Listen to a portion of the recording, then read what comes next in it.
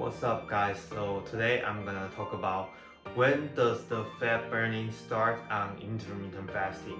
And before that, let me introduce intermittent fasting first, because some of you guys probably don't know what intermittent fasting is. So pretty much intermittent fasting is where you fast for a continuous time and then you eat for the rest time. And the time I'm talking about is on a 24-hour basis. So we do intermittent fasting on a daily basis. It's not a long fast. It's not like a 48-hour fast or a 7-day fast. It's on a daily basis. So the common ones will be the 18-6 and 16-8 and 24. And 16A is where you fast for 16 hours continuously and you can eat for the rest 8 hours. It sounds like a lot, right? But it's actually pretty easy. Let's say you sleep for 8 hours, and if you're real lazy, you might sleep for 12 hours. Yeah, so let's say you're not that lazy, you sleep for 8 hours, and 4 hours before you sleep, you don't eat, you fast. It is also better for you to fall asleep without a big food baby. So 4 hours before you sleep, you fast, and then the 8 hours you're sleeping. So you fast because you're not gonna be sleeping and eating at the same time.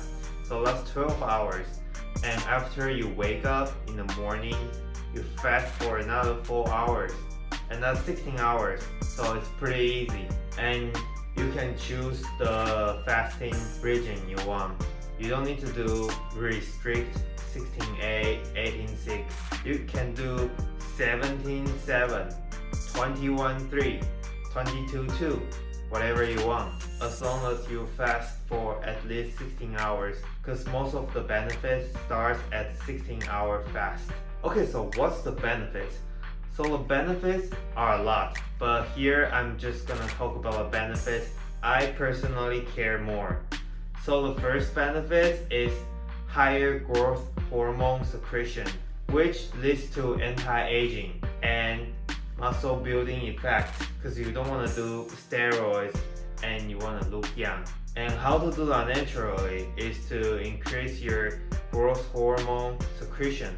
And how to do that is by fasting. And fasting for at least 16 hours will do it. So intermittent fasting is a great way to increase the GH secretion and therefore have the anti-aging effect and muscle building effect. Also, there's another benefit I care a lot about. It's about insulin. So essentially it increases your insulin sensitivity. What does that mean? That means your body is gonna use energy more efficiently. It's gonna store as the glycogen in your muscles and your liver and turn less energy into body fat, because we don't want body fat. So you want your insulin sensitivity to be high.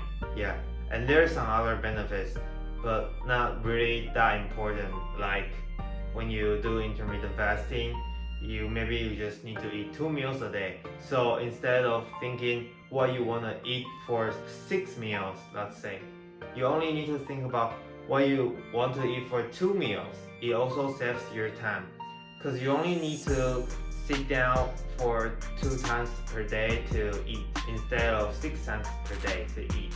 Also, you don't need to prepare the food that much, because preparing for 6 meals is a lot than preparing just for 2 meals. Okay, so usually people link intermittent fasting to weight loss. And why is that? It's because, so essentially you restrict the calories by limiting the time you can eat. So you're just not gonna overeat that much, because your stomach is just that big. You can keep putting food in, right? But I mean, this doesn't work for everyone, because like me, I can easily eat 6,000 calories in one sitting. Yeah. Okay, back to the topic. So when does the fat burning start on intermittent fasting? So you have to know this. Your body burns fat every single second. So you don't want to know when does your body start burning fat. You want to know when does your body start burning your body fat. because you want to lose body fat, right? And it's pretty simple. So basically, after you eat food, you store some energies as glycogen in your liver and muscles, and you will have some calories for recovering and all that. Also, and usually the foods you eat have fat, and those fat your body will prefer to burn the fat from the food first because it's just in the bloodstream, so it's easier to be burned by the body.